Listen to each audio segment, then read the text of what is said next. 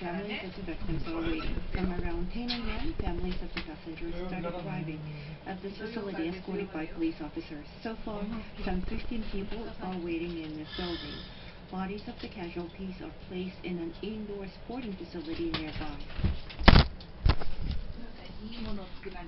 So far, 13 casualties have been brought in. Families of the casualties have been led to the morgue by car. Many of the families were led into the car with their eyes brimming with tears. Some of the casualties have been taken in by their families as well. Reporting from the community center of Haruka. 41 people were on board, 39 of them passengers. Some of these survivors have confirmed where in the bus they were sitting and what they experienced at the time of the crash. A male university student was in the 5th row from the front. He said the bus lurched so far that he thought something was going wrong.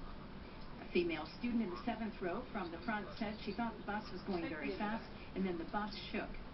She said the bus started rattling as it moved and she thought it had veered off the road. After the crash, the bus was found lying on its right side. Police say that at least 5 of the 14 victims had been sitting in window seats on the right side of the bus.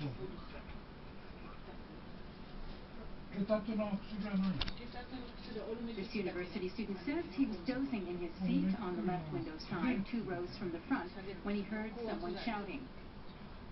He says he heard someone shout, "Oh no!" He says he opened the curtain and saw that the bus looked like it was veering away to the right without slowing down.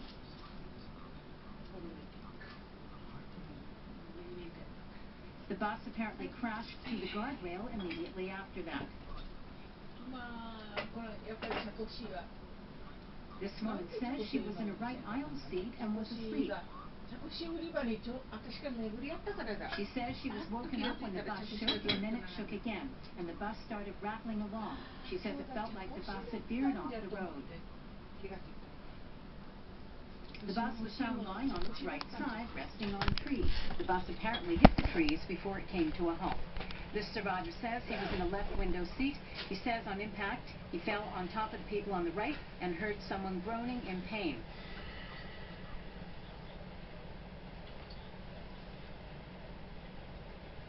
One of the ambulance workers who rushed to the scene described what he saw inside the bus. He says he saw people still in their sitting positions piled on top of another, with people on the right side at the bottom. He says the roof of the bus had caved in deeply where the bus struck the trees.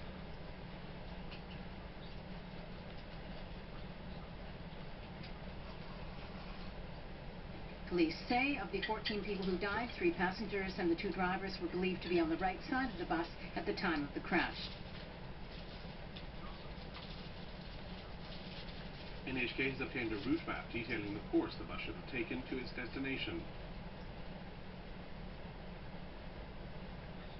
According to the itinerary, the bus left Tokyo at 11 o'clock last night. It was supposed to travel along the Kanetsu Expressway and move out of the expressway at the Higashi Matsuyama interchange. The bus was then expected to enter the Joshinetsu Expressway from the Matsuida Myogi interchange to cross through a pass on the prefectural border.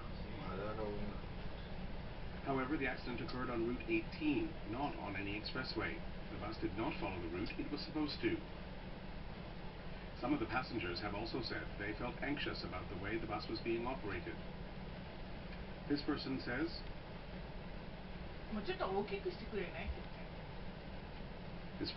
the announcements they were given about rest stops were very vague, and the driver told them there would be a break if they could afford the time. He says he was a bit worried.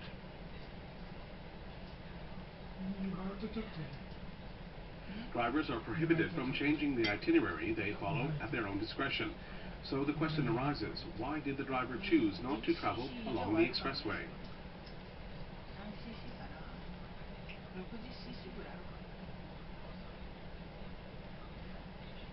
The route map was worked out by a travel planning agency. The company says it was given no advance information about the alteration. The head of the company, Mankichi Fukuda, says the crew members appear to have changed their itinerary without permission. Fukuda says the only explanation is that the crew decided to change their route after setting out. He says that traveling on ordinary roads across mountain passes would have taken longer than on the expressway. He says there is no possibility whatsoever that the company would have put cost-cutting before safety. The bus operator says any change in the route should only have been made following the instructions of relevant company officials. The operator says it does not believe there was any such instruction, although details have not yet been confirmed. What was the cause of the accident? Given the damage to the bus, investigators believe the vehicle was traveling at quite a fast speed. Tire marks were visible at the site of the disaster. The police say there was no snow or ice on the road at the time of the accident.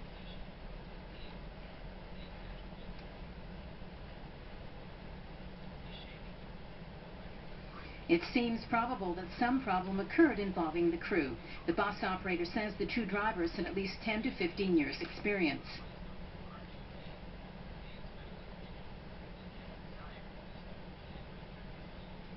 One of the drivers, Hiroshi Tsuchiya, worked for another bus company in Tokyo until last month. The president of his former company says Tsuchiya had said he would not drive any large buses and concentrated only on smaller ones. He said Tsuchiya was never involved in driving anything like a ski tour bus.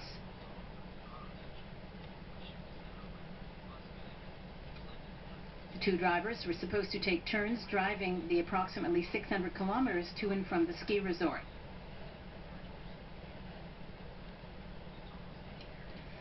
Reporting from the bus operator in Hamura City, Tokyo, where police is investigating. This is Hyoe Kume of NHK.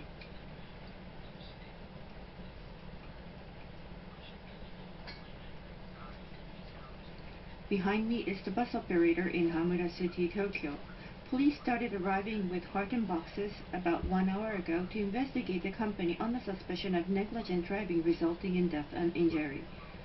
According to the bus operator, the driver of the bus that had the accident had acquired a motor coach license about 15 years ago. He seemed that he didn't have any abnormal health signs at the time of roll call last night and was not under alcoholic influence. He was newly employed by the bus operator about a month ago, and a thorough medical examination has not been carried out. It was also revealed that the bus operator did not carry out medical examinations of some other drivers working for the company. This has resulted in administrative disciplinary action by the District Transport Bureau on Wednesday. The authority is therefore investigating if there have been any problem in the company's operation and health management of their employees.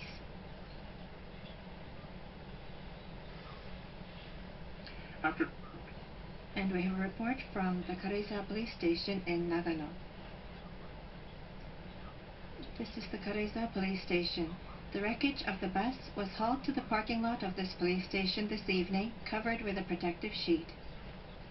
Although it was covered, I could see that the ceiling was bent in two, and that the luggage compartment was severely damaged. The damage spoke for the devastating impact of the crash. Police will examine the damage to the bus to find out how the accident occurred. At around 6:30 this evening, police began a search of the offices of the bus company located in Hamura City in Tokyo on suspicion of negligent driving resulting in death and injuries. Investigators are examining the maintenance and operational records of the bus as well as the driver's duty records. Investigators will particularly focus on whether there are any breaches of safety management regulations and protocol. After transportation was deregulated 16 years ago, more companies entered the chartered bus business, and this has driven down prices. At the same time, though, the number of bus accidents has risen. Some were caused by the drivers dozing off at the wheel. 4 years ago, a bus accident on the Kanetsu Expressway left 7 passengers dead and 38 injured.